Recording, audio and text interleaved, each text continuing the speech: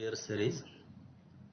Any arbitrary function f of x with period 2l, which is defined in the half of the interval 0 to l, can also be represented in terms of sine and cosine functions. A half-range expansion containing only cosine terms is known as half-range cosine series. Similarly, a half-range expansion containing only sine terms is known as half-range sine series. To represent any function f of x in half-range cosine series in the interval 0 to l, we extend the function in the interval minus l to 0 in such a way that it becomes an even function in the entire interval minus l to l. That is we should have f of minus x equals to f of x for all the x in the interval minus l to l and with period 2l. The half-range cosine series of such function is given by f of x equals to a0 by 2 plus summation n varies from 1 to infinity an cos n pi x by l. A0 is 2 by l integral 0 to l f of x into dx,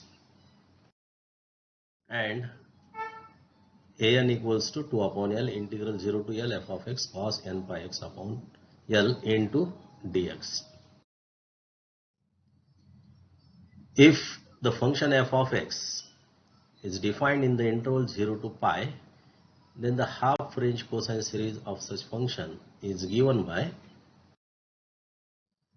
f of x equals to a0 by 2 plus summation n varies from 1 to infinity cos of nx. Since here the period is 2 pi, l is pi, and therefore we get this expansion. Here a0 is given by 2 upon pi integral 0 to pi f of x dx, and an equals to 2 upon pi integral 0 to pi f of x into cos nx into dx. To represent any function f of x in half-range sine series, which is defined in the interval 0 to l, we have to extend the function in the interval minus l to 0 in such a way that it becomes an odd function in the entire interval minus l to l. That is f of minus x equals to minus of f of x for all the values of x in the interval minus l to l and the period 2l. And the half-range sine series of such function is given by f of x equals to summation bn sin n pi x upon l, where this n varies from 1 to infinity. And the bn here we obtain by 2 by l integral 0 to l f of x sin n pi x upon l into dx. Similarly, if the function is defined in the interval 0 to pi, its half-range sine series is given by f of x equals to summation bn sin nx, n varies from 1 to infinity. Bn you can obtain by evaluating this integral 2 by pi integral 0 to pi f of x sin nx. Now we'll see one example of the half-range sine cosine series. Let this function f of x is defined like this. F of x equals to kx for the values of x lying between 0 and l by 2, 0 less than or equal to x, less than or equal to l by 2, and it is k into l minus x for l by 2 less than or equal to x, less than or equal to l. Also we have to deduce that pi square by 8 equals to 1 upon 1 square plus 1 upon 3 square plus 1 upon 5 square plus and so on.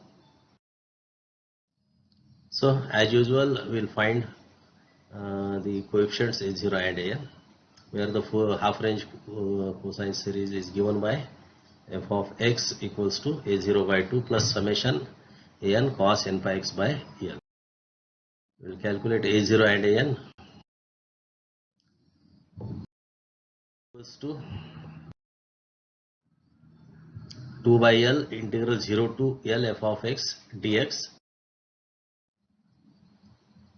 Since this f of x defined in two subintervals 0 to l by 2 and l by 2 to l, we have to split the integral as a sum of these two integrals, integral 0 to l by 2 and integral l by 2 to l. So evaluating these integrals, upper limit and lower limit, and simplify, finally we will find a0 equals to kl by 2. Similarly, you can calculate an. Solving these integrals, substituting the lower and upper limits, and finally we will find an equals to 2kl upon n square pi square in the bracket 2 times cos of n pi by 2 minus 1 plus minus 1 raised to n. So the required Fourier series is this, which is given by equation 1. Now to get the required deduction,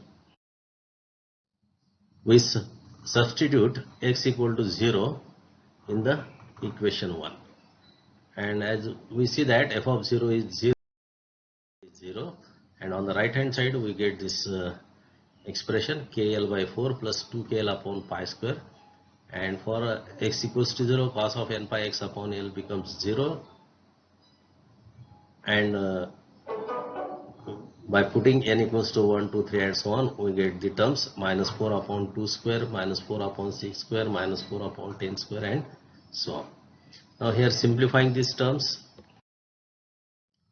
you can take 4 common from numerator, and from denominator you can take 2 square common, so that you can cancel, minus sign you can take outside the bracket, and therefore simplifying this and then taking this bracket on the right hand side and remaining terms on the left hand side, we will find pi square by 8 equals to 1 upon 1 square plus 1 upon 3 square plus 1 upon 5 square and so on.